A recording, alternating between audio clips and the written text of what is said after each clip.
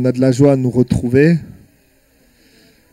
Vous savez, la vie est un combat et nous avons besoin du Seigneur pour avancer et pour être vainqueurs. Amen.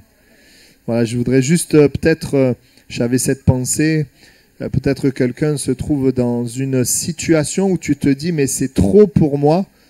Eh bien, le Seigneur voudrait te dire que non, si Dieu le permet, c'est qu'il te donne la capacité de surmonter avec son aide. Voilà, le Seigneur n'est pas dépassé. La Bible dit que rien n'est au-delà de nos forces. Donc, si tu as l'impression que c'est au-delà de tes forces, le Seigneur te dit ce matin, non, tu es capable, avec ma grâce, de surmonter cela. Voilà, que ça puisse encourager quelqu'un. On va ouvrir la Bible ensemble dans l'épître de Jacques au chapitre 3. Voilà, épître de Jacques, chapitre 3.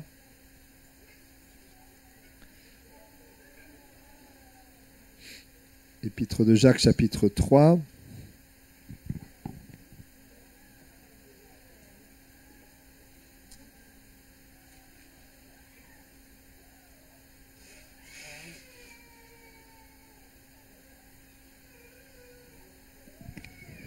Voilà, nous lisons à partir du verset 4.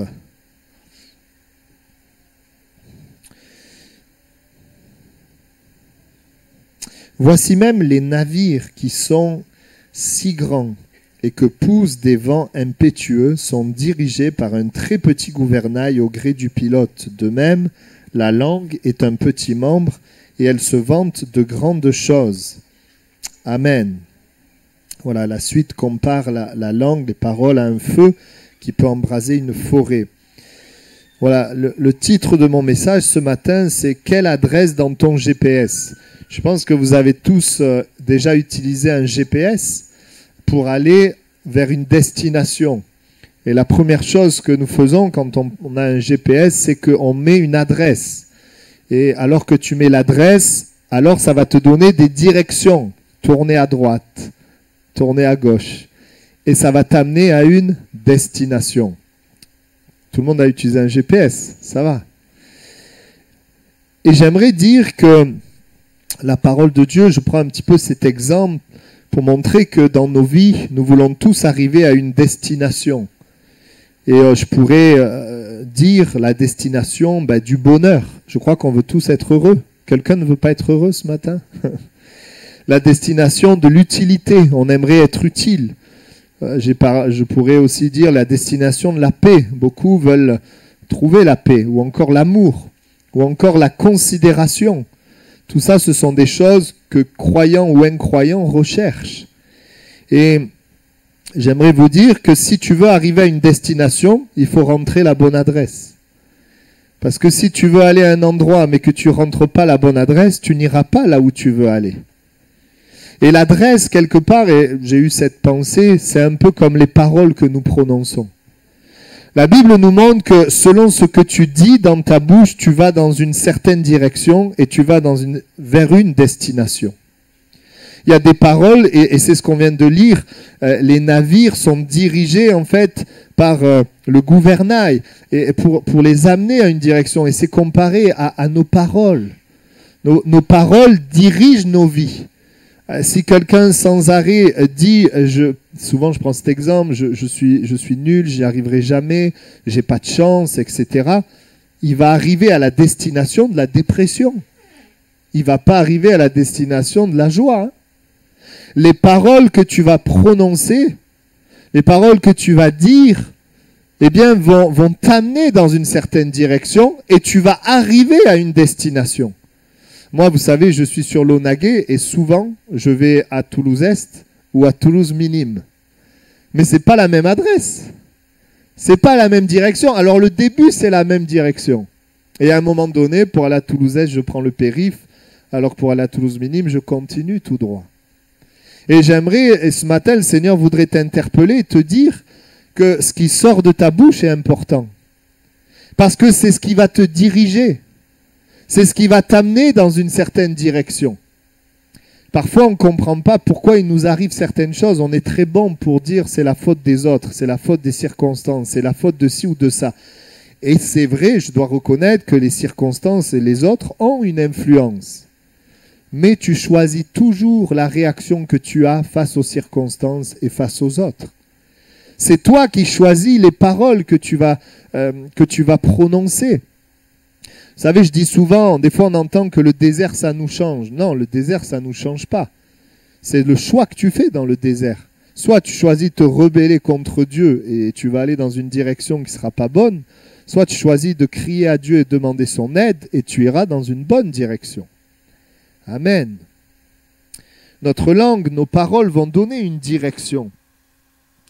Et c'est important ce matin de réaliser que par tes paroles, tu peux te diriger vers le bonheur ou vers le malheur, vers la solitude ou vers un bon entourage. Quelqu'un qui choisit tout le temps de dire du mal, de critiquer, il va arriver à une destination, il va se retrouver tout seul. Plus personne ne voudra être avec lui. Et tu veux aussi, et c'est vrai, tes paroles vont t'amener soit vers l'échec, soit vers le succès. Si tu dis sans arrêt que c'est dur, que tu n'y arriveras pas, que ce n'est pas pour toi, ben tu ne vas pas tout mettre en œuvre pour réussir. Et tu vas arriver vers l'échec. Tes paroles vont te conduire aussi vers la vie ou la mort, vers la bénédiction ou la malédiction.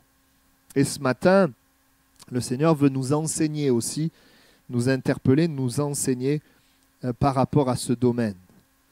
J'aimerais rappeler que Dieu a une destination pour nous, que Dieu a des directions pour nous. Et que donc Dieu a aussi une adresse pour nous, il a des paroles lui-même. Et si tu acceptes ces paroles, ça t'amènera dans une certaine direction et ça t'amènera vers une destination. Il a des paroles et c'est important pour nous, premièrement, de connaître ces paroles. Tu les connais en lisant la Bible et en écoutant les messages. De connaître ces paroles, mais il est important ensuite de croire ces paroles. De croire ces paroles. Parce que même si tu as la bonne adresse, si tu ne crois pas que cette adresse va t'amener là où tu veux, tu ne vas pas la rentrer, tu vas aller ailleurs. Ce n'est pas parce que tu entends les choses de Dieu que forcément tu vas être heureux. Ce n'est pas parce que tu viens à l'église que forcément tu vas connaître le bonheur. Non, ça dépend de ce que tu crois. Ça dépend de ce que tu acceptes dans ton cœur. Et si tu comprends que la parole de Dieu, c'est la volonté de Dieu, qui, je le répète, alors là, vous m'avez entendu le dire ça, qui est bonne, agréable et parfaite. Pas tout le monde l'entend. La volonté de Dieu est bonne, agréable et parfaite. L'adresse de Dieu, les paroles de Dieu sont bonnes, agréables et parfaites. Et si je le crois, je l'accepte, eh bien vous savez, accepter les paroles que Dieu dit vont influencer tes propres paroles que toi tu vas dire.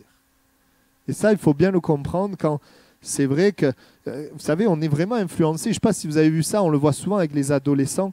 Quand ils sont dans un groupe de personnes, ben, ils sont influencés et ils prennent le langage du groupe, en fait. Vous avez vu ça? Bon, peut-être si vous êtes avec les ados, ça c'est flagrant. Voilà, alors moi c'est rigolo parce qu'à la maison, je découvre des expressions. Et je me rends compte que mes expressions à moi, ça y est, j'ai compris que je suis plus, je suis plus jeune. Je suis jeune, mais bon, vous avez compris. Et c'est vrai qu'on est influencé par ce qui nous entoure. Naturellement, nous avons besoin de l'influence des paroles de Dieu sur nos vies, d'accepter ce que Dieu dit. Alors nous allons orienter nos vies vers sa volonté, vers le bonheur. Amen. Maintenant, je dois dire, je parle des paroles et je ne pourrai pas développer le message sans parler de cela maintenant parce que c'est important. Les paroles que tu prononces dépendent de ce qu'il y a dans ton cœur. La Bible dit dans Luc 6, 45 que c'est de l'abondance du cœur que ta bouche parle. Si quelqu'un dit des critiques, c'est qu'il y a des critiques dans son cœur. Il y a de l'amertume. Si quelqu'un dit des paroles bonnes, c'est qu'il y a de la bonté. Et c'est sûr que quand nous sommes au contact de Dieu, en fait, Dieu, il visite notre cœur. Dieu, il n'est pas juste là pour changer ton comportement. Non, Dieu, il visite ton cœur. Mais quand le cœur est changé, le comportement est changé. Vous savez, des fois, les adultes, on veut agir sur le comportement des enfants. On dit, tu fais pas ça, tu fais ça. Alors, ils le font parce qu'ils n'ont pas envie de s'en prendre une. Hein. Mais des fois, dans le cœur, hein, je pense à cet enfant, j'ai déjà dit, qui disait, mais bon, je fais ce que tu me dis, mais dans mon cœur, je ne le fais pas. Eh oui. Dieu n'est pas là pour changer notre comportement, mais il veut agir dans notre cœur. Et quand on accepte les paroles de Dieu dans notre cœur, ça change nos paroles, forcément. C'est important. Les paroles sont le reflet de ce qu'il y a dans ton cœur. Si tu dis des paroles de crainte, c'est parce qu'il y a la crainte dans ton cœur. C'est une réalité. Et vous savez, la Bible dit que le cœur de l'homme, il est tortueux par-dessus tout. C'est-à-dire que sans Dieu, il y aura des mauvaises choses. Même si tu cherches à bien faire. Et donc, il va sortir de ta bouche des choses qui sont liées à ce cœur tortueux. La Bible appelle le péché. Le péché, l'absence de Dieu, eh bien, fait que forcément, sans Dieu, tu vas aller dans une direction, une destination qui n'est pas celle pour laquelle tu as été créé.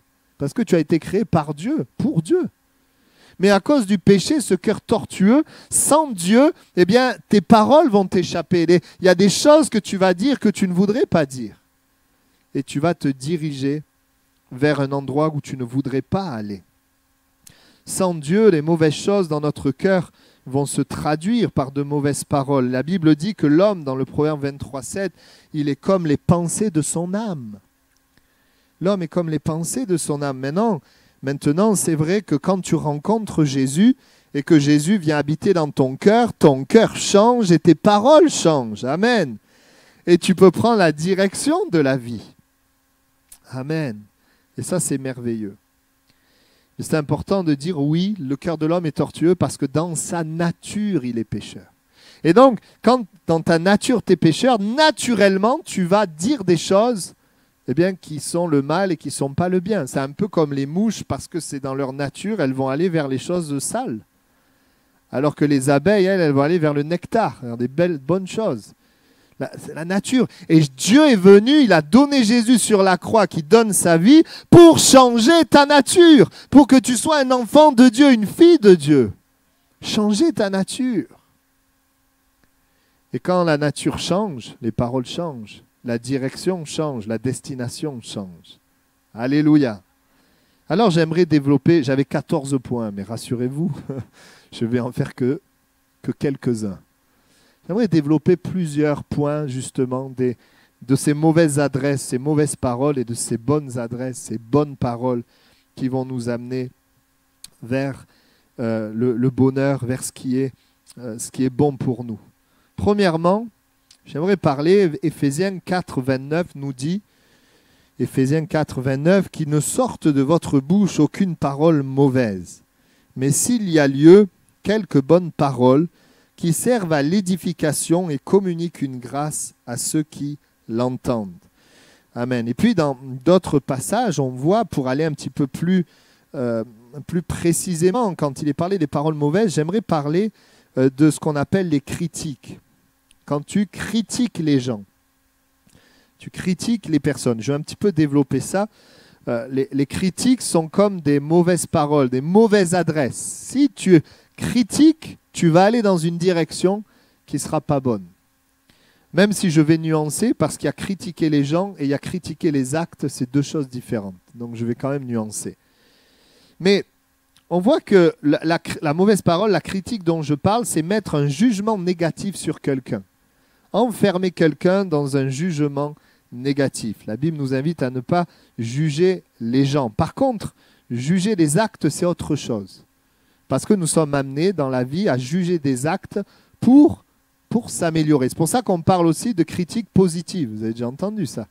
Il y a une critique qui est positive. La bonne critique, c'est celle qui analyse les choses et avec cette analyse relève ce qui est bon et moins bon pour progresser dans le but de construire. Ça, c'est une bonne critique. Donc c'est important. Des fois, on met tout dans le même panier et puis voilà. Mais la sagesse, c'est aussi de différencier certaines choses. Parce que si on veut progresser dans un domaine, il y a besoin de bonnes critiques. Il y a besoin de dire, ça ne va pas. Mais le but, ce n'est pas de détruire. Le but, c'est de construire. La destination de la bonne critique, c'est la construction. De la mauvaise, c'est la destruction. La bonne critique sur les actes, cela construit. Puis il y a aussi une manière de le faire, on verra. La mauvaise critique sur les personnes détruit. Parce qu'on peut tous faire des erreurs et les erreurs ne doivent pas nous définir. Heureusement, Dieu ne nous a pas définis avec nos erreurs. Hein. Le Seigneur est bon. Mais le Seigneur nous a aussi dit la vérité, qu'il y avait des erreurs, qu'il y avait des péchés, qu'il y avait des choses à changer. Dieu ne nous a pas critiqués. C'est intéressant toujours, parce que quand Dieu nous montre les bonnes paroles et les mauvaises, c'est intéressant de se poser la question, mais Dieu, qu'est-ce qu'il dit, lui, dans ce domaine? Eh bien, Dieu ne nous a pas critiqués, n'a pas jugé nos personnes, qui pourtant méritaient le jugement, mais il a envoyé son Fils, la Bible dit, pas pour juger, mais pour sauver. Autrement dit, nous sauver de la destruction et nous faire entrer dans une vie nouvelle où quelque chose est bâti à sa gloire. Nous avons un Dieu qui bâtit les choses, il bâtit un avenir, il bâtit son royaume dans nos vies. Jésus dira, Jean 12, 45, « Je ne suis pas venu pour juger le monde, mais pour le sauver. » Quand tu réalises que Dieu ne t'a pas jugé, mais t'a pardonné, t'a accepté, t'a sauvé, mais quelque chose va se passer en toi pour ne pas juger les autres. Moi, je ne suis pas chrétien parce que je suis meilleur que les autres. Peut-être que je suis chrétien parce que je suis pire. Parce que la Bible dit qu'il n'y a pas beaucoup de nobles parmi nous. Mais Dieu nous a fait grâce. Dieu nous a fait grâce. Et moi, j'aurais eu des raisons d'être jugé. Le salaire du péché, c'est la mort. Mais il ne m'a pas jugé, il m'a sauvé. Et quand je réalise les paroles que Dieu a eues envers moi, eh bien moi, je vais pas critiquer les gens. Je ne vais pas juger les gens, je ne vais pas condamner les gens. Mais je vais plutôt chercher leur salut. Amen. Quand ces paroles deviennent tes paroles, tu prends alors la bonne direction. Et peut-être que ce matin, tu as besoin, le Saint-Esprit montre qu'il y a des critiques. Et peut-être ces critiques sont là parce que tu n'as pas réalisé ce que le Seigneur a fait pour toi. Ça nous amène à avoir des paroles de grâce envers ceux qui nous entourent. Amen. Le deuxième point, vous le trouvez, alors je n'ai pas noté le texte, mais vous le trouvez dans le livre d'Exode, Nombre, Deutéronome. Vous vous souvenez que le peuple d'Israël a murmuré. Donc, deuxième parole mauvaise. Deuxième mauvaise adresse dans ton GPS, les murmures. J'en ai cité quelques-uns. Encore un problème. Il y en a marre de ça. Et pourquoi ça? Et pourquoi moi? Ça tombe toujours sur moi. Bon, vous pouvez développer. Les murmures. Alors, on a le droit, quand quelque chose est mauvais, de murmurer. Mais le problème, c'est toujours la même chose. C'est quand on demeure dans les murmures. Râler, se plaindre, ne pas être content. C'est ce qui s'est passé pour le peuple d'Israël. Ce sont des mauvaises paroles. C'est une mauvaise adresse dans ton GPS. Où est-ce que ça les a amenés, le peuple? Ça les a amenés à mourir dans leur désert. Si tu restes avec des plaintes, avec des murmures, et souvent la plainte, la murmure, elle est là parce qu'elle ne veut pas être responsable. Elle ne veut pas avoir sa responsabilité. Elle veut toujours renvoyer la responsabilité aux autres ou aux situations. Ça les a amenés à mourir dans le désert. Et bien aimés, ce ne sont pas des bonnes paroles. N'ouvrons pas la bouche pour mettre en relief ce qui ne va pas, mais ouvrons la bouche pour mettre en relief plutôt ce qui va, parce que comme on l'a entendu dans une prière, Dieu, il est avec nous, même dans la vallée de l'ombre de la mort. Il est là. Parfois, des paroles, des murmures, ça montre une ingratitude, des paroles ingrates. Dieu nous a fait du bien, mais on ne sait pas reconnaître sa bonté. On reconnaît que ce qui ne va pas. Parce que vous savez, le peuple d'Israël dans le désert, Dieu leur avait fait du bien. Hein. Il avait envoyé 10 plaies pour les libérer. Ils auraient pu dire, bon, c'est vrai qu'on est dans le désert, c'est dur, mais merci Dieu. Tu nous as fait sortir de l'Égypte. Tu nous as fait sortir de l'esclavage. Vous voyez, ils auraient pu... Et c'est là où je vais prendre le côté. Les bonnes paroles, les bonnes adresses, c'est des paroles de reconnaissance. Des paroles de reconnaissance, de louange, de grâce. Vous savez que Dieu leur avait donné des promesses à ce peuple. Et alors qu'ils sont là dans le désert à murmurer, la vérité, c'est qu'il y a des promesses de Dieu pour leur vie et que même si c'est difficile en ce moment, Dieu est en train de les conduire vers cette promesse. Et c'est ça qui devrait amener la louange et la reconnaissance. Il avait dit, je vous amènerai dans un pays où coule le lait et le miel. C'était toujours la vérité. C'est la vérité pour toi qui traverse quelque chose de difficile. Il est en train de faire ça. Mais qu'est-ce que je choisis de nourrir? Qu'est-ce que je choisis de nourrir? Vous savez, la Bible dit dans Colossiens 3,15, on peut aussi l'afficher, la dernière partie du verset, c'est 2 mots, soyez reconnaissants. Je vous assure que d'être reconnaissant, eh bien, ça vous amène dans la direction de la paix et de la joie. Je l'ai appliqué ce matin. J'ai regardé les gens ici et je me suis souvenu de comment ils étaient en 2019 quand on a ouvert l'église. Par exemple, j'ai regardé Néhémie, j'ai regardé plusieurs, même Vanessa, puisqu'ils étaient là à la louange. Et rien que ça, rien que me souvenir comment ils étaient, ce qu'ils sont aujourd'hui, ça produit de la joie dans mon cœur. Parce que moi, je vois le changement. On parlait avec Émile aussi, d'autres. Comment le Seigneur a agi. Oh, c'est merveilleux. Et on a besoin de regarder dans le passé pour voir tout ce que le Seigneur, où est-ce qu'on en était, où est-ce qu'on en est aujourd'hui, voir l'œuvre de Dieu. Alors, il est vrai que des fois, on regarde dans le passé et aujourd'hui, on ne voit pas de changement. Bon, ben, approchons-nous de Dieu. Voilà, parce que ce n'est pas automatique. Mais on a besoin d'être près de Dieu pour changer aussi. Et je dis, Seigneur, tu es bon. J'aimerais te dire, les paroles de reconnaissance vont t'amener dans la direction des promesses de Dieu. Amen. Et vous savez, je vais vous dire, il y a des choses très simples pour lesquelles on peut dire merci. Alors, c'est un peu drôle, hein, mais par exemple, le fait que tu dormes dans un bon lit, tu peux remercier Dieu. Si tu n'as pas dormi par terre, tu ne sais pas ce que c'est, mais le fait que tu sois en bonne santé le matin, tu peux remercier Dieu. Une fois, j'ai même pensé, je trouve ça un peu drôle, mais j'ai même pensé, mais même que notre corps cicatrise quand on a des problèmes. J'ai dit, imaginez si quand on a un problème, notre corps ne cicatrise pas. Alors, on verrait l'autre, il a un trou ici, une balafre ici, etc. Je veux dire, oui, bon, c'est des petites choses, c'est plus pour rigoler, mais en fait, c'est vrai, comment le Seigneur nous a fait. Moi, merci Seigneur. Pour le fait même d'être libre, de choisir ce qu'on veut faire. Pour être coincé, à devoir faire... Bon, on est libre. Le matin, tu te lèves, tu choisis si tu vas aller déjeuner, t'habiller, faire ci ou ça. On est libre, c'est une grâce. D'avoir une famille, c'est une grâce aussi. Et parfois, d'être seul, d'être tranquille, c'est des fois une grâce aussi. Surtout quand il y a quelqu'un de compliqué. D'avoir un toit, de pouvoir manger. Le fait que manger soit agréable, c'est bien quand même. On mange souvent quand même. Merci Seigneur que manger soit agréable. Si manger n'était pas agréable, je pense qu'il y en a plein qui sauteraient les repas. Le fait qu'on ait une église, on peut se rassembler librement, pour aller un peu dans des choses un peu plus spirituelles maintenant. C'est une grâce quand on sait qu'il y a des pays qui ne peuvent pas se rassembler. D'avoir la bénédiction de l'assemblée, la foi mise en commun. Le fait d'avoir la Bible, c'est une grâce. Quand tu vois des gens pleurer quand on leur offre la Bible parce qu'ils n'en ont pas, ils sont dans un pays difficile. D'avoir la paix dans l'église, c'est une grâce. La paix dans la famille, la paix dans le travail. On a des raisons de dire merci au Seigneur. Moi, je dis merci. C'est souvent, on parle des familles, belles familles. Moi, je dis merci à Dieu pour ma belle-mère. Moi, j'ai une bonne belle-mère. Gloire à Dieu. Parce que des fois, on a des histoires, quand on dit le mot belle-mère. Ah. Moi, je dis merci Seigneur pour la famille. Alors, bien sûr, on n'a pas toujours tout ça, mais il y a forcément des choses que le Seigneur te donne. Et tu peux bénir le Seigneur pour cela. Vous savez, il faut réaliser que rien de bon ne nous est dû, mais c'est une grâce que Dieu nous fait. Souvent, c'est quand on n'a pas qu'on apprend à apprécier ce qu'on a. Moi, j'ai appris à apprécier la santé. Je pense que beaucoup aussi.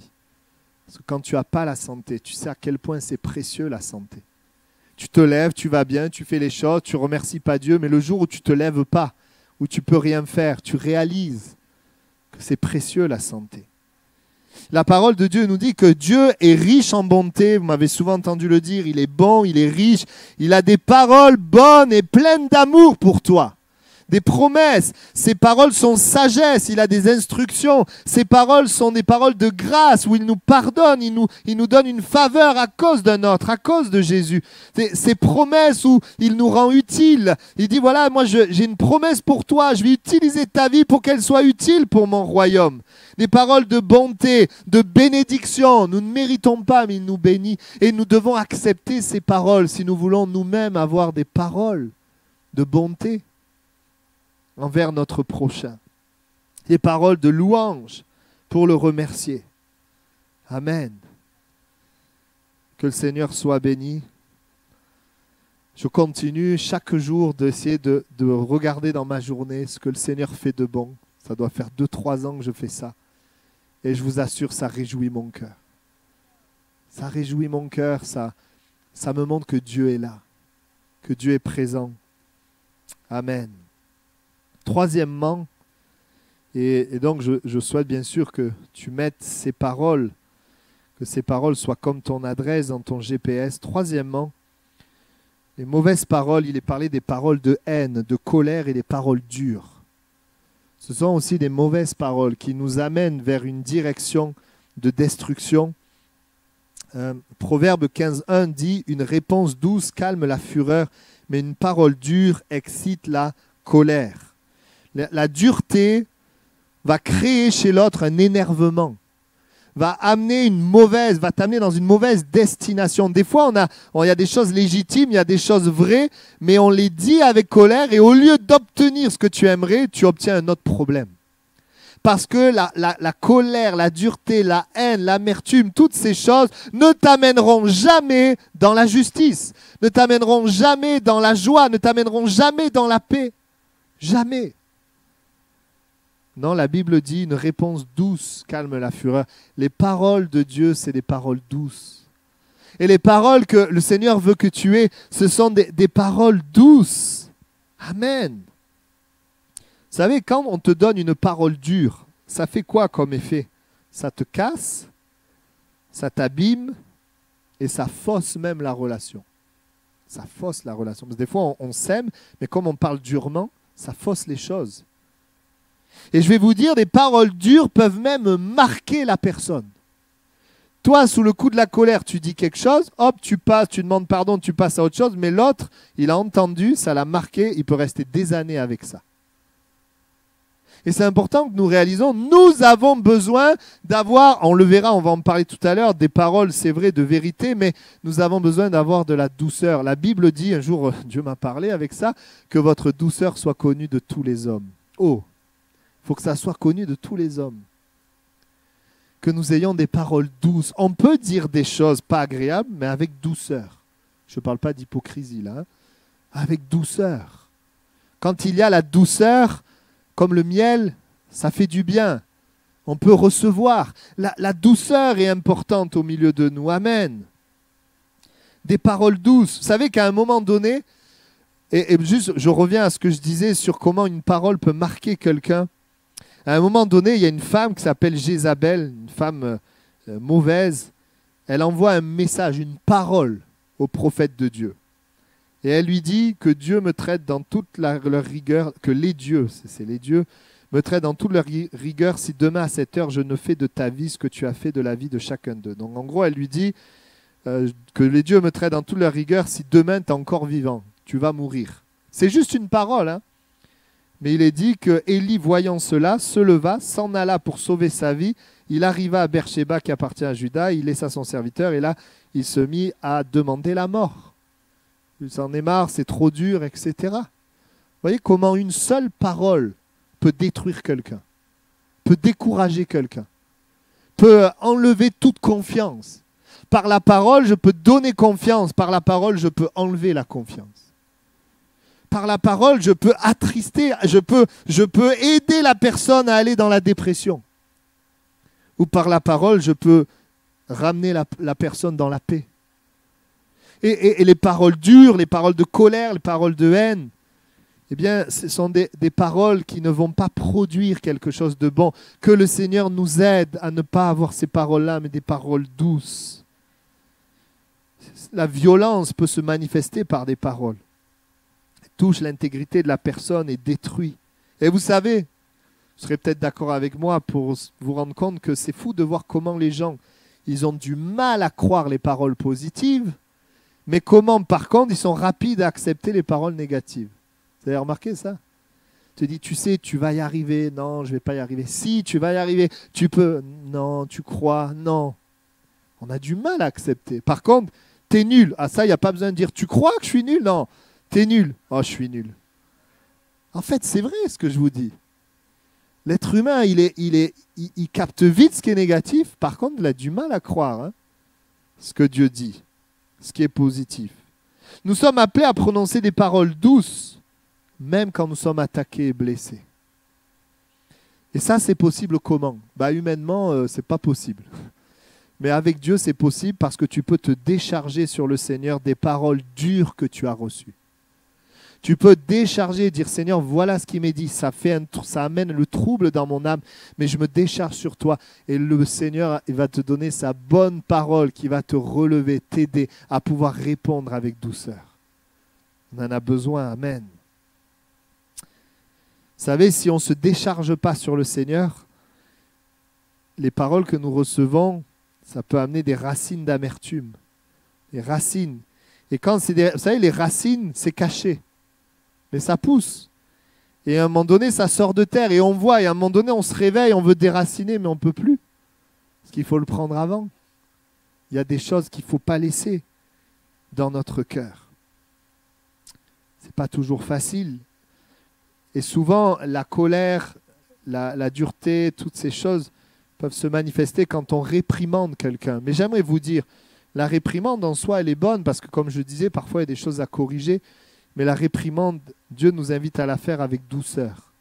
Et même quand Dieu parle à ses serviteurs, il dit d'ailleurs au pasteur, reprends avec douceur. Mais reprends quand même. Fais pas comme s'il n'y avait rien. La douceur. La douceur, parce que Dieu veut notre bien. Amen. La douceur soit connue de tous, ça sous-entend de régler nos problèmes dans notre cœur, d'amertume, de colère, de l'amener au Seigneur. On voit que concernant Dieu ou encore Jésus, la Bible dit que Jésus était doux et humble de cœur. Et Jésus manifestait une douceur. Il y avait vraiment, quand il leur dit que la paix soit avec vous, quand encore il dit à cette femme, où sont ceux qui t'accusent, je ne te condamne pas non plus, va, ne pêche plus. Il y avait une douceur qui était là, même avec ses disciples, même dans leurs erreurs. C'est intéressant, quand vous regardez Jésus reprendre ses disciples, il ne leur crie pas dessus, hein. Il leur dit les choses. Alors par contre, c'est vrai que Jésus a une certaine fermeté avec l'hypocrisie religieuse. Mais il était doux et humble de cœur. Les disciples, eux, n'étaient pas doux, hein. Seigneur Jésus, veux-tu qu'on demande que le feu descende et les consume tous, hein? C'est pas... Ouais. Les paroles de Dieu sont des paroles vraies, mais le Seigneur vient avec la douceur de son esprit. Et nous, en tant qu'enfants de Dieu, on a vraiment besoin de la douceur. Alors, il est vrai que des fois, tu as la douceur, mais comme l'autre, il est susceptible, même si tu es doux, ça ne passe pas quand même. Parce que parfois, c'est le problème de la personne. Mais de notre côté, Dieu dit, je veux me servir de toi. Et je veux que dans tes paroles, il y ait la douceur. C'est la bonne adresse, la bonne parole pour la bonne destination. Amen. Et peut-être là où on a besoin le plus de douceur, c'est dans nos familles. Parce que dans nos familles, des fois, on se permet de parler d'une certaine manière. Parce qu'on est habitué. Parce que c'est comme si on avait déjà gagné les gens à notre cause. Et que le Seigneur nous aide à manifester sa douceur. Vous savez, à un moment donné, Dieu va se révéler à Élie, pas dans un vent violent ou dans un feu, mais dans un murmure doux et léger. Ça montre qu'il y a de la douceur chez Dieu. Amen. Et on apprend, on fait tous des erreurs, moi j'en ai fait, de dire les choses sans douceur, sans considérer ce que la personne peut recevoir. Que le Seigneur nous aide vraiment à prier. Et vous savez, je vais vous dire, si vous voulez être doux avec les personnes, vous devez accepter la douceur de Dieu envers vous. C'est important. Amen. Quatrièmement, les paroles défaitistes de désespoir à des paroles de foi, d'espoir et de possibilité. Mauvaise adresse, mauvaise parole, les paroles défaitistes. Je vais échouer, j'y arriverai pas, de désespoir, il n'y a pas d'espoir. Je suis nul. Des paroles qui sous-entendent l'absence de Dieu alors que Dieu est présent, si tu as accepté Jésus. Mais la bonne adresse, la bonne parole, c'est des paroles de foi qui déclarent ce que Dieu dit. Des paroles de possibilité. Qu'est-ce que Dieu a dit? Dieu a dit tout est possible à Dieu. Tout est possible à celui qui croit. Dieu a dit nous serons plus que vainqueurs par celui qui nous a aimés. Dieu nous a dit toutes ces paroles, des paroles de foi. Je te rends capable, va avec la force que tu as, vaillant héros, devant des impossibilités. Parce que, il nous dit cela parce qu'il est avec nous. Amen. Tu peux tout, je peux tout par Christ qui me fortifie. Philippiens 4,13, verset qu'on peut afficher. Je puis tout par Christ qui me fortifie. Oui, merci Seigneur, parce que dans tout ce qui m'arrive, je peux m'appuyer sur Christ. Bien-aimé, même si tu te sens incapable, parle par la foi et déclare que tu peux t'en sortir par Christ qui te fortifie. On a besoin de mettre cette adresse dans le GPS. On a besoin d'avoir ces paroles sur notre bouche. Amen. Dieu lui-même, oui, donne des paroles d'espoir, mais il ne donne pas que des paroles d'espoir pour nous faire rêver, mais il a le pouvoir d'accomplir et de nous amener dans l'espoir. Amen.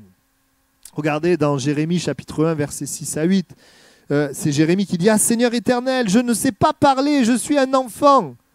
L'Éternel dit « Ne dis pas « Je suis un enfant », car tu iras vers tous ceux auprès de qui je t'enverrai, et tu diras tout ce que je t'ordonnerai. Ne les crains pas, car je suis avec toi pour te délivrer. » Amen. Vous voyez, quand Jérémie a des paroles d'impossibilité, d'incapacité, qui s'appuient sur des choses réelles, quand il dit « Je suis un enfant », c'était vrai, il était jeune. Mais Dieu dit « Non, je ne veux pas que tu aies le langage de l'impossibilité, de l'incapacité. Je veux que tu aies ce langage que moi je tiens, un langage de foi, un langage de possibilité. Tu vas aller, oui, avec ta faiblesse, mais moi je serai avec toi. » Amen. Ces paroles, quand elles sont reçues et quand tu reçois, oui, que tout est possible, eh bien tu peux aussi encourager les personnes autour de toi et leur dire « C'est vrai, c'est compliqué ce que tu vis, mais pour Dieu, tout est possible. » Et c'est merveilleux parce que quand Dieu te le dit, Dieu est fidèle. Quand Dieu te dit que tout est possible, ben tu le vois. Tu vois le Seigneur agir. Et ça te donne de la foi pour que de tes paroles sortent des paroles de foi. Amen. Cinquièmement, mauvaise adresse, mauvaise parole. Ça va un peu avec les critiques, mais je voudrais le spécifier, ce qu'on appelle les moqueries. Quand on se moque des gens, on se moque des personnes. Vous savez, à l'église, on est tous différents, de cultures différentes, d'âges différents, de toutes sortes de situations différentes. Et le diable est celui qui veut qu'avec les différences, on relève les différences pour se moquer et pour rabaisser. La moquerie. Jacques 3, 9, 11 dit « Par la bouche, nous bénissons le Seigneur notre Père et par elle, nous maudissons les hommes faits à l'image de Dieu. » Se moquer, bien sûr, ce n'est pas tout à fait la même chose, mais on pourrait l'associer au fait de maudire quelqu'un. Se moquer, c'est tourner en dérision quelqu'un. Ça montre finalement qu'on rabaisse la personne. La Bible dit que les paroles qui sont bonnes, la bonne adresse, sont des paroles qui honorent et qui élèvent les êtres humains. C'est vrai que le péché a tellement avili les hommes qu'on pourrait facilement se moquer. Mais nous devons réaliser que la grâce de Dieu, Dieu a donné Jésus pour nous sauver, pour nous ramener, pour faire de nous rendre quelque part l'honneur que le péché nous avait volé. Proverbe 29, 8 dit « Les moqueurs soufflent le feu dans la ville. » La moquerie détruit, c'est ce que ce verset veut dire. Quand tu te moques, tu détruis la personne. Tu détruis, tu amènes quelque chose. Des fois, on se moque sans le dire, mais c'est quelque chose qui n'est pas bonne. Et on a aussi parfois cette réalité où des fois, ce n'est pas nous qui sommes à l'origine de la moquerie, mais quelqu'un se moque et nous, on se moque avec elle. Et nous, on participe. Si quelqu'un se moque de quelqu'un, ne participe pas. Imagine si la personne dont elle se moque, c'était toi. Des fois, oui, on n'est pas à l'origine, mais on participe. Il y a parfois des moqueries directes et puis il y a des moqueries subtiles. Nous sommes appelés à avoir des paroles qui honorent les êtres humains. Et même, attention, en tant que chrétiens, parfois nous pouvons avoir des paroles qui sont pas bonnes envers les incroyants. Que le Seigneur nous aide à les honorer, à les aimer. Même les personnes qui pensent différemment, qui ne croient pas comme nous. Ne pas se moquer, mais de pouvoir honorer et rendre la valeur. Qu'est-ce que Dieu a fait envers nous? Dieu va déclarer dans sa parole qu'en tant qu'être humain, et c'est vrai, c'est par le psalmiste, il dira « Je te loue de ce que je suis une créature si merveilleuse. Tes œuvres sont admirables, mon âme le reconnaît bien. » Dieu nous a créés tous différents, dans une diversité. Il n'y a pas deux pareils. Et il a une grande considération pour chacun d'entre nous. Il a un plan pour chacun d'entre nous. Et les différences où les hommes se moquent, Dieu les utilise pour son plan, pour une richesse. Parce que quand quelqu'un est différent de toi, ça veut dire qu'il a quelque chose que toi tu n'as pas. Que le Seigneur nous aide aussi dans ce sens. Souvent on se moque, surtout à l'école quand on est petit, de ce qui est original ou différent. Mais dans le royaume de Dieu, ce qui est original ou différent, c'est comme une richesse, c'est un moyen d'apprendre plutôt que de le tourner en dérision. Amen. Dans le psaume 8 aussi, versets 5 et 6, qu'est-ce que l'homme pour que tu te souviennes de lui? S'il y en a un qui aurait pu se moquer des hommes, c'est Dieu, hein?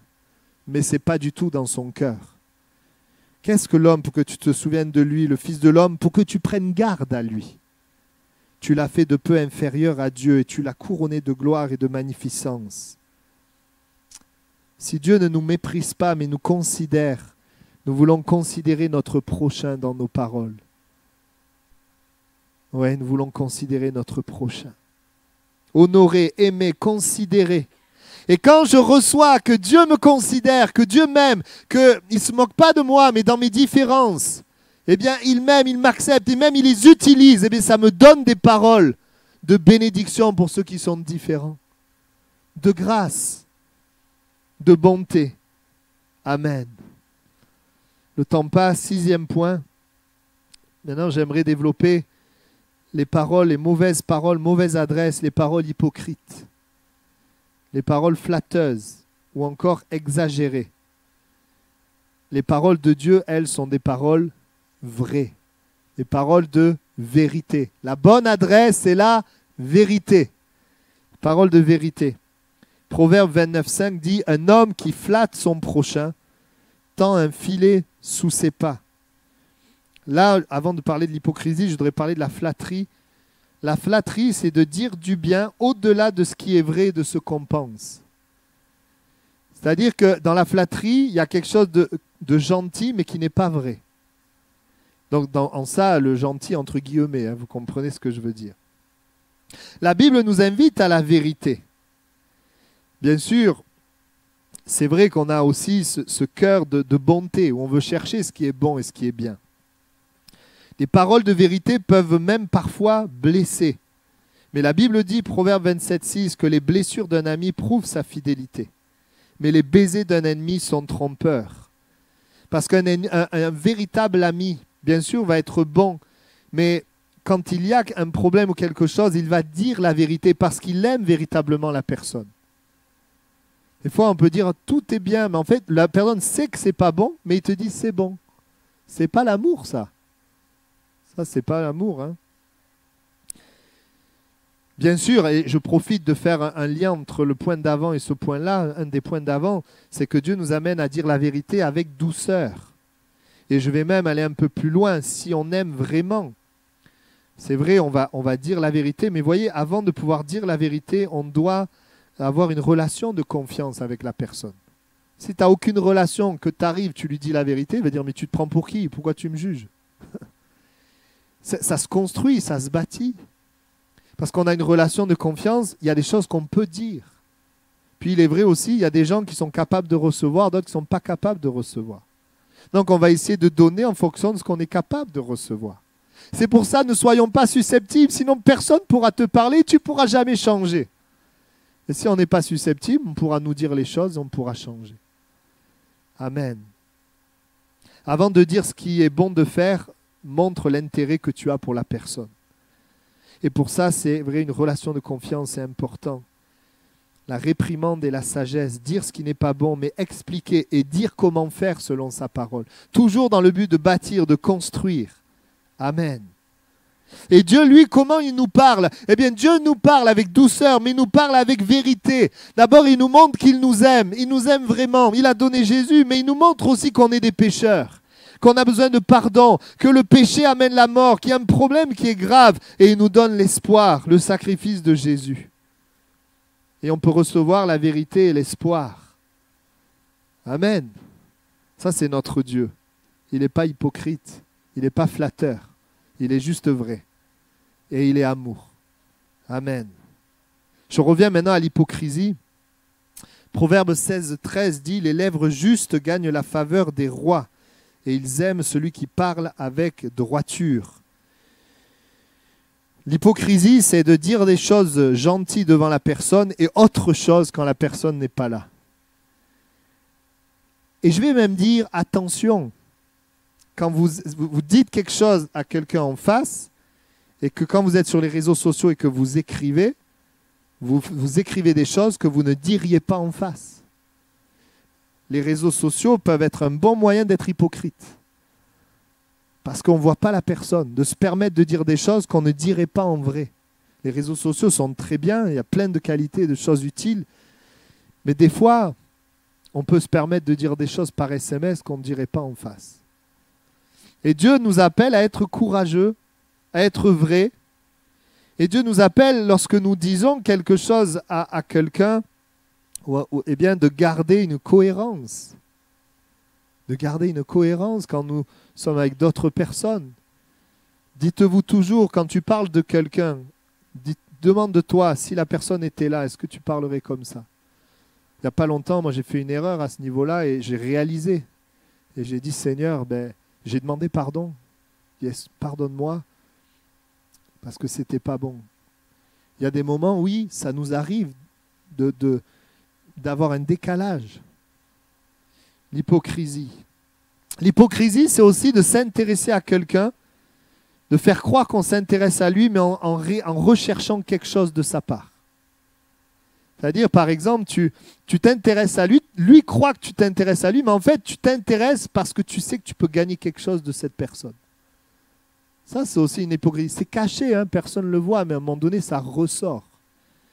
Alors, le premier point, peut-être ça va concerner plus les jeunes, peut-être, quand par exemple, tu parles avec quelqu'un parce qu'en fait, la personne est populaire et que tu veux être dans son cercle d'amis. Donc, tu t'intéresses à elle, mais en fait, c'est juste parce qu'elle est populaire et que tu veux la connaître. Vous savez, les stars, il y a tout le monde qui veut aller vers eux, hein, mais c'est juste parce que c'est des stars. Hein. Si ce n'était pas des stars, personne ne viendrait vers eux. Ça fausse la relation.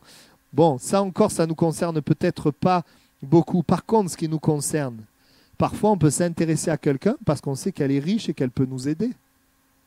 On peut s'intéresser à quelqu'un parce qu'on sait, mais est-ce que tu vas t'intéresser de la même manière à celui qui ne peut rien te donner? Parfois, on peut s'intéresser à quelqu'un parce qu'on veut gagner une position, on sait qu'elle est haut placée, qu'elle peut nous aider à monter. Alors on s'intéresse à la personne. Mais ce n'est pas une relation vraie. Derrière nos paroles, est-ce qu'il y a des intentions cachées? C'est une forme d'hypocrisie. Un manque de vérité. Sans parler des cas de séduction. Mesdames, faites attention. Et je pourrais aussi dire messieurs, mais on s'intéresse à toi pour te séduire en fait. Pour obtenir quelque chose de toi. Mais on ne s'intéresse pas à toi pour ce que tu es, ce que tu représentes. Et c'est une réalité aussi. Pour gagner à sa cause, pour obtenir quelque chose de quelqu'un. Le Seigneur nous invite à avoir des paroles vraies, fidèles, franches et désintéressées. Amen. Comment est Dieu? Dieu est comme ça, il est vrai.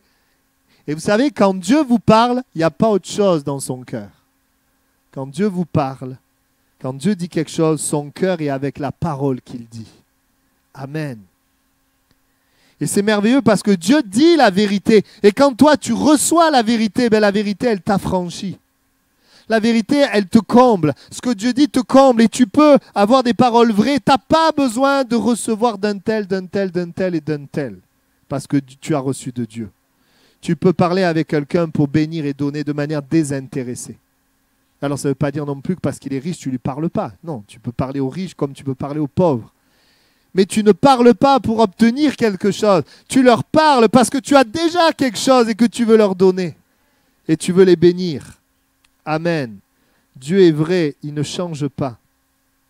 Et quelles que soient les circonstances et les temps, il nous aime de manière désintéressée. Et nous voulons aimer. Je termine avec ce que j'appelle des paroles infidèles. Mauvaises paroles, mauvaise adresse. Les paroles infidèles, quand tu es engagé et que tu trahis ton engagement par tes paroles. Les paroles qui ne respectent pas ton engagement. Je vais prendre 3 exemples. D'abord, en tant que conjoint, quand tu es marié. Tu es marié à quelqu'un et tu ne peux pas te permettre d'avoir des paroles envers une femme, par exemple, complimenter une autre femme que ton épouse. Ça, bien sûr, il y a des degrés. Hein.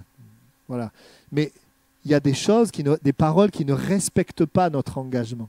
Tu es dans une amitié, tu es ami avec quelqu'un, l'ami te confie quelque chose et tu ne respectes pas et tu parles de ce que l'ami t'a confié. Ça aussi, c'est encore de mauvaises paroles. Tu vas perdre la confiance. Alors je fais une parenthèse, attention aux confidences. Il y a certaines choses graves qu'on ne peut pas garder pour soi. Moi, une fois, je l'avais déjà raconté, on m'a dit, j'ai quelque chose à dire, mais tu le gardes pour toi. Alors je dis, ok. Et puis il me sort un truc grave, quoi. Alors là, j'étais coincé. Si la personne te dit, ben, j'ai abusé de quelqu'un, j'ai tué quelqu'un, tu vas le garder pour toi? Non, maintenant, quand on me dit ça, je dis, non, non, si c'est grave, je ne peux pas le garder. Mais il y a des confidences, des choses, parce que les gens peut-être ont des problèmes, ne savent pas à qui se confient en toi, tu pries pour elles, et elles n'ont pas envie que tout le monde le sache. Des paroles fidèles, ok mon ami, tu peux compter sur moi, je vais prier pour toi. Et quand je suis avec les autres, ça c'est entre nous. Nous, les pasteurs, on a un secret professionnel. Quand on parle avec les gens, on ne raconte pas la vie des autres. Moi, je fais toujours attention. Est-ce que je peux prier? Alors, des fois, c'est évident, parce qu'on peut prier avec l'Église ou pas. C'est important. Mais Dieu nous appelle à des paroles qui respectent nos engagements. Tu dis à quelqu'un, je serai là demain. Et puis, tu n'y vas pas. Et puis, tu dis autre chose. Ce sont des mauvaises paroles. Mauvaises paroles qui ne respectent pas les engagements. Qui sont comme des paroles infidèles. La Bible dit c'est un piège pour l'homme que de prendre à la légère un engagement sacré et de ne réfléchir qu'après avoir fait un vœu. Proverbe 20, verset 25. J'aimerais vous dire que Dieu respecte ses engagements. Quand Dieu nous parle, il est engagé envers nous.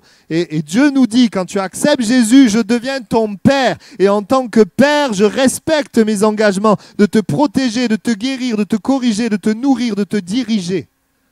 Il est ce Dieu, quand il parle, il est engagé envers nous. Amen. Et l'important pour nous, parce que Dieu est fidèle, que nous soyons aussi fidèles. S'il donne des paroles et des promesses, il les respecte.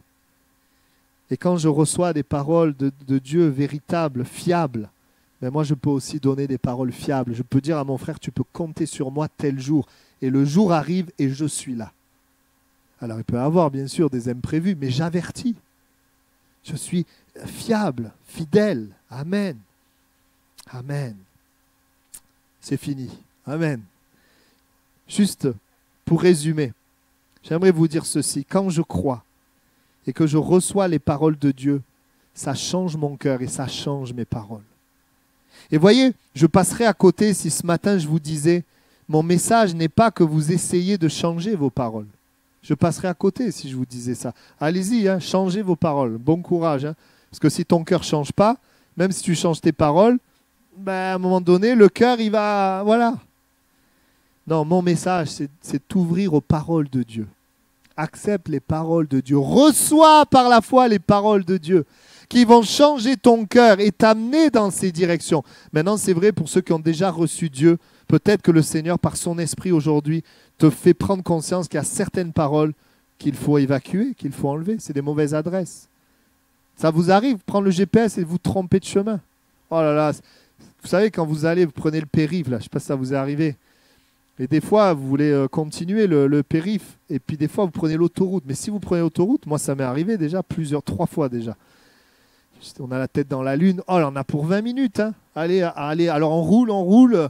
On sait qu'on va devoir rouler dans l'autre sens. On attend la sortie et on repart. Ça arrive à tous les chrétiens de se tromper. Mais ce qui est important pour nous, c'est qu'on ait la bonne adresse.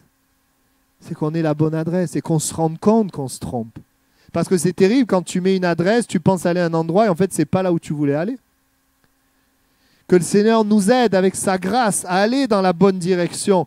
La direction de ses paroles, ce sont ses adresses. Ça va nous conduire vers la gloire de Dieu, vers le bonheur. Amen. Connaître ce que Dieu dit, accepter ce que Dieu dit, afin de le refléter, afin que mes paroles soient différentes. On baisse nos têtes, on incline nos têtes s'il vous plaît, pour avoir un temps de prière. Et j'aimerais te rappeler ce matin, ce qu'il y a dans ton cœur détermine le contenu de tes paroles, détermine l'adresse que tu vas mettre dans le GPS, les directions que tu vas prendre et la destination où tu vas arriver.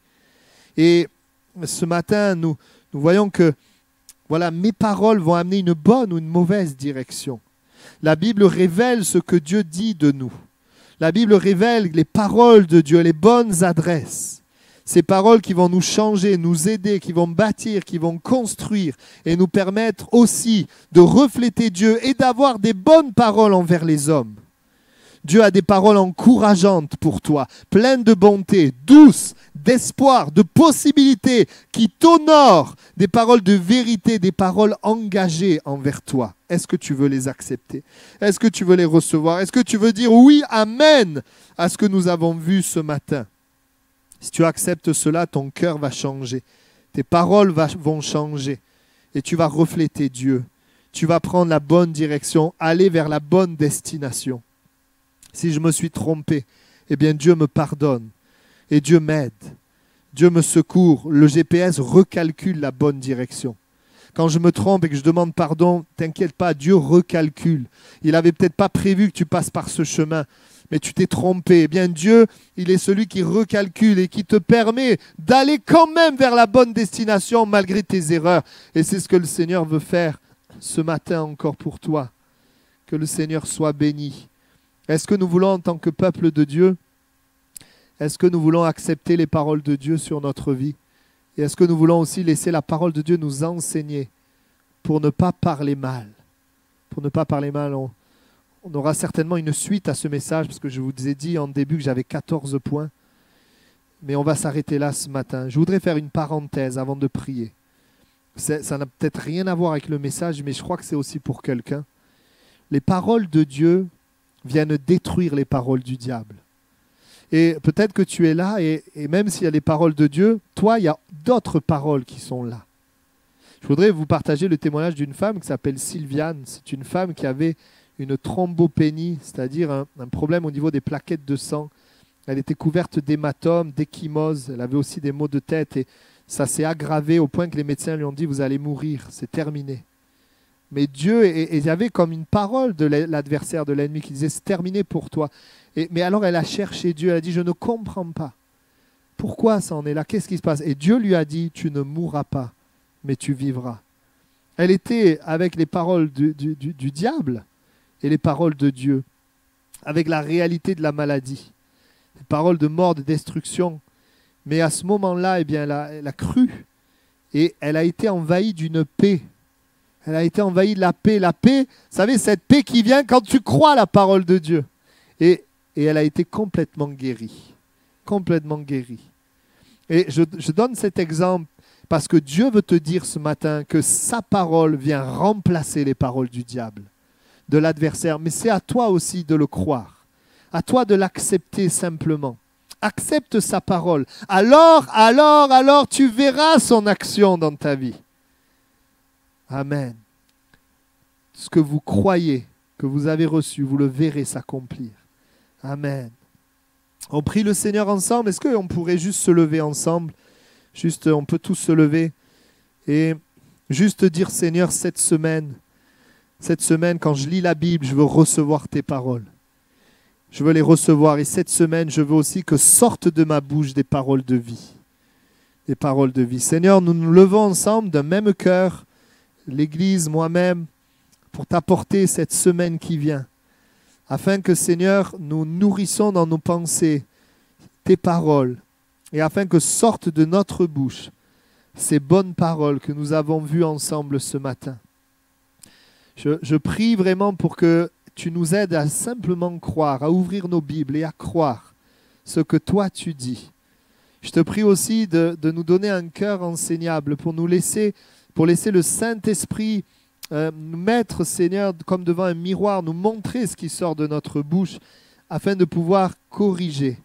Parce que nous voulons aller dans les bonnes directions, vers la bonne destination.